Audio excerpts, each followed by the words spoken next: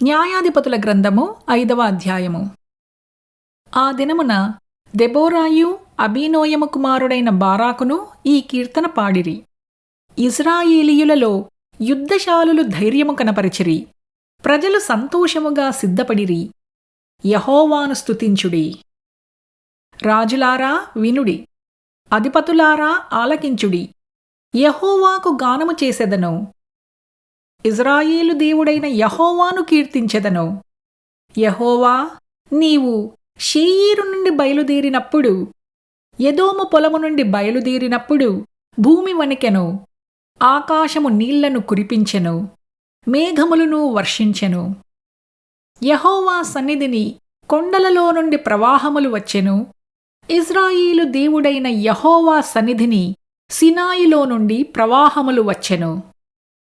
అనాతు కుమారుడైన షౌగురు దినములలో, యాయేలు దినములలో రాజమార్గములు ఎడారులాయెను. ప్రయాణస్థులు చుట్టుత్రోవలలోనే నడిచిరి. ఇశ్రాయేలీయుల అధిపతులు లేకపోయిరి. దెబోరా అను నేను రాకమునుపు, ఇశ్రాయేలీయులలో నేను తల్లిగా ఉండకమునుపు వారు లేకపోయిరి.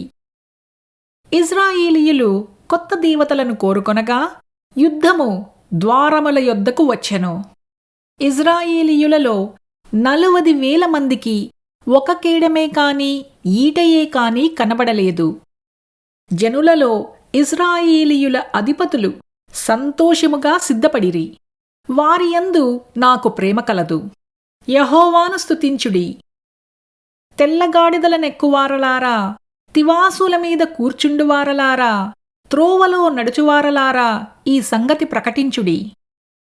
విలుకాండ్రధ్వనికి దూరముగా ఉండువారు, నీళ్లు చేదుకుని స్థలములలో ఉండువారు యెహోవా నీతిక్రియలను ప్రకటించెదరు. ఇశ్రాయేలీయుల గ్రామములలో ఆయన జరిగించు నీతిక్రియలను వారు ప్రకటించెదరు. వినుటకై యెహోవా జనులు ద్వారములలో కూడుదురు. దెబోరా మేలుకొనుము, మేలుకొనుము దెబోరా, మేలుకొనుము, మేలుకొనుము. బారాకు కీర్తన పాడుము. అబీనోయము కుమారుడా లెమ్ము, చెరపట్టిన వారిని చెరపట్టుము. ప్రజల వీరులలో శేషించిన వారును కూడివచ్చిరి. శూరులలో యెహోవా నాకు సహాయము చేయవచ్చెను.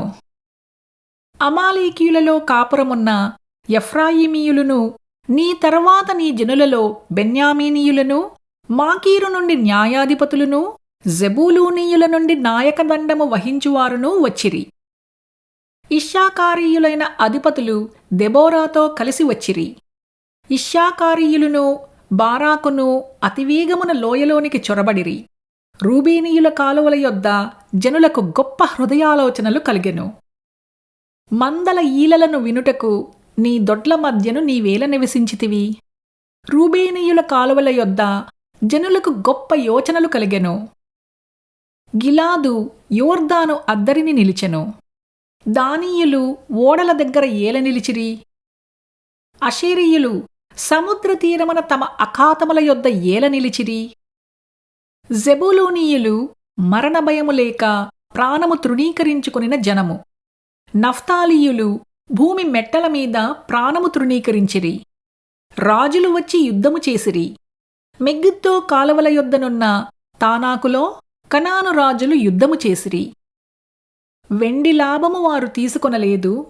నక్షత్రములు ఆకాశము నుండి యుద్ధము చేసెను. నక్షత్రములు తమ మార్గములలో నుండి సీసెరాతో యుద్ధము చేసెను. కీషోను వాగు వెంబడి, పురాతనపు వాగైన కీషోను వెంబడి వారు కొట్టుకొనిపోయిరి. నా ప్రాణమా, నీవు బలము పూని సాగుము. గుర్రముల డెక్కలు శూరులను త్రొక్కెను. గుర్రములు ఎగసి ఎగసి శూరులను త్రొక్కెను. యెహోవా దూత ఇట్లనెను, మేరోజును శపించుడి, దాని నివాసుల మీద మహాశాపము నిలుపుడి. యెహోవా సహాయమునకు వారు రాలేదు. బలిష్ఠులతో కూడి యెహోవా సహాయమునకు వారు రాలేదు. కయీనీయుడైన హెబెరు భార్య యాయేలు స్త్రీలలో దీవెన నొందును. గుడారములలో నుండు స్త్రీలలో ఆమె దీవెన నొందును. అతడు దాహమడిగెను, ఆమె పాలు తెచ్చి ఇచ్చెను. సర్దారులకు తగిన పాత్రతో మీగడ తెచ్చి ఇచ్చెను. ఆమె మేకును చేతపట్టుకొనెను. పనివాని సుత్తెను కుడిచేత పట్టుకొని సీసెరాను కొట్టెను. వాని తలను ఆమె పగులగొట్టెను. ఆమె అతని తలను సుత్తెతో కొట్టగా అది పగిలెను. అతడు ఆమె కాళ్ళ యొద్ద కృంగి పరుండెను. ఆమె కాళ్ళ యొద్ద కృంగిపడెను. అతడు ఎక్కడ కృంగెనో అక్కడనే పడి చచ్చెను. సీసెరా తల్లి కిటికీలో నుండి చూచెను. అల్లిక కిటికీలో నుండి చూచి కేకలు వేసెను. రాక అతని రథము తడువు చెయ్యనేలా? అతని రథముల చక్రములు ఆలస్యము చెయ్యనేలా?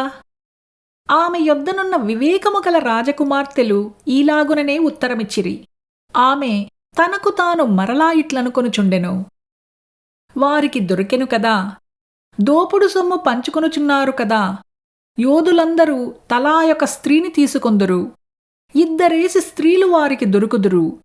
సీసెరాకు రంగు వేయబడిన వస్త్రమొకటి దోపుడు సొమ్ముగా దొరుకును.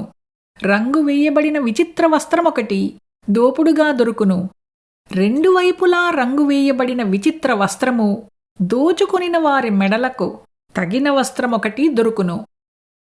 యెహోవా, నీ శత్రువులందరూ అలాగుననే నశించెదరు. ఆయనను ప్రేమించువారు బలముతో ఉదయించు సూర్యునివలే ఉందురు అని పాడిరి. తరువాత దేశము 40 సంవత్సరములు నిమ్మలముగా ఉండెను.